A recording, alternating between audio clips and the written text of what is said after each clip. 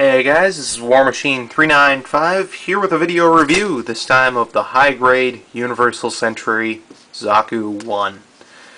Alright, so this guy is pretty old, though he did come out in 2006. So we need to focus that in. Yep. Alright, so this guy, if you can look at the list here, comes with a lot of accessories. That's pretty much the high point. But other than that, he's a really simple kit. Alright, so out of the box, this is what you get. He's got 3 colors, gray, green, and blue. Though he does make rather nice use of them. Alright, so we'll start with articulation. You can see that he has a polycap ball joint here and socket here. Allows movement back and forth on a peg on the inside. So he can do the chicken movement, as well as rotation 360 degrees. If I can keep it on there. Yep, 360. And moving on, you can take a look at the shoulders here. I'll take that off actually, that'll make it easier. So they move out of the chest by quite a ways.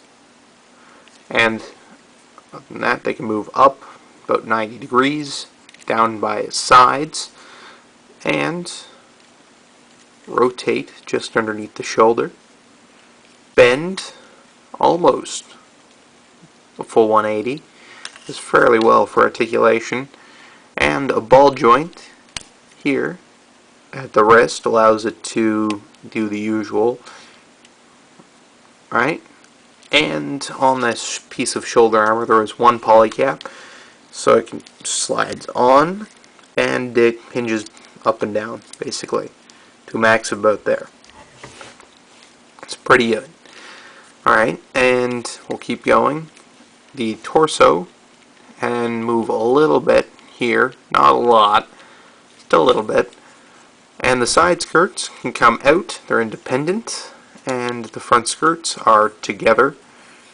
Alright, and the rear skirts are solid. Alright, so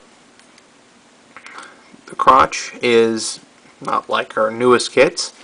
It's just a set of ball joints and solid. You can kick forward and back, maxing out there.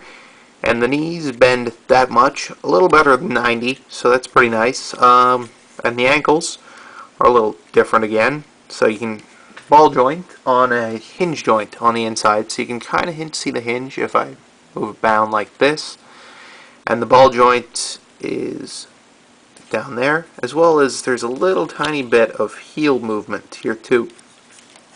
So all in all, the feet are pretty articulated, and actually I have a really weird mechanism down there too.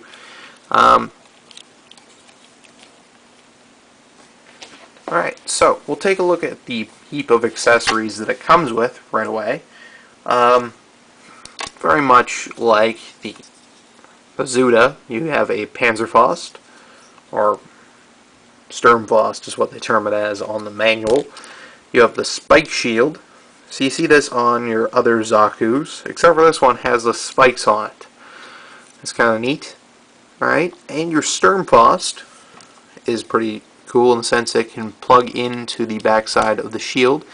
It has a point where it just slides into, and then this just slides into the hand. There we go. Now from there is a Zaku machine gun. It's a little bit different because the magazine is mounted on the side and the whole thing just looks a little lighter. So to use that, you can remove the open hand and give it the trigger finger hand. I'm not going to bother since you have all seen how long it takes me to open up a hand. Alright, so it also comes with a bazooka, standard bazooka. It looks a little less detailed than the real grade one, and if you want to store it, it has a place right there on the back skirt, or that flips open and then that just plugs in there. It's pretty nice. Now, beyond that, we have a heat hawk. Okay, that comes with a clip where it can just slide in and out of, and that just plugs into the side skirts if you're interested. Alright, just like that. I'm not going to bother again. In fact, I'm going to take this stuff off and show you one of the cooler things that it comes with is this open palm, basically. Now, as you can tell, it's a little oddly shaped. We'll ditch the bazooka too.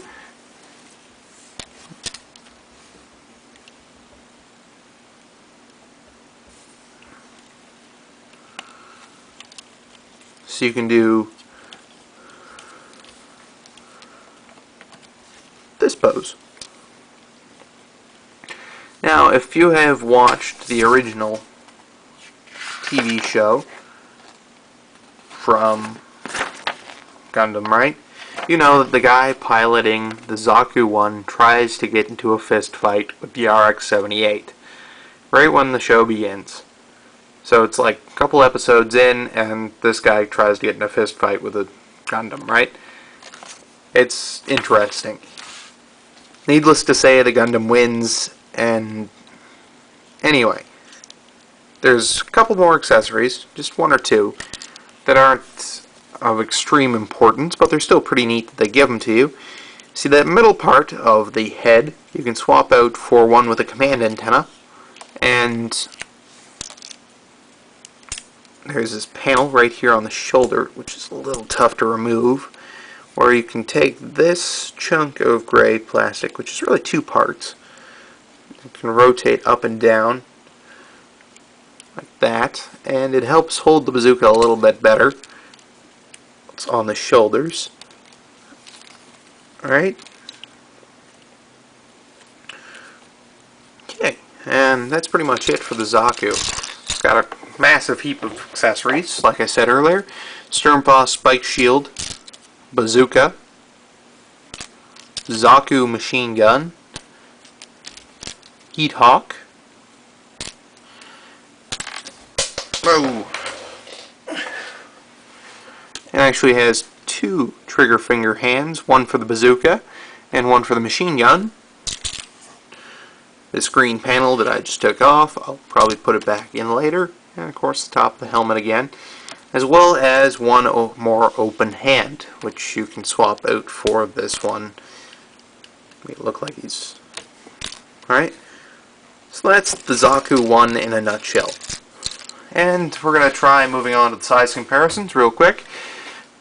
And from our last episode, you can see the Zuda and the real grade Zaku II.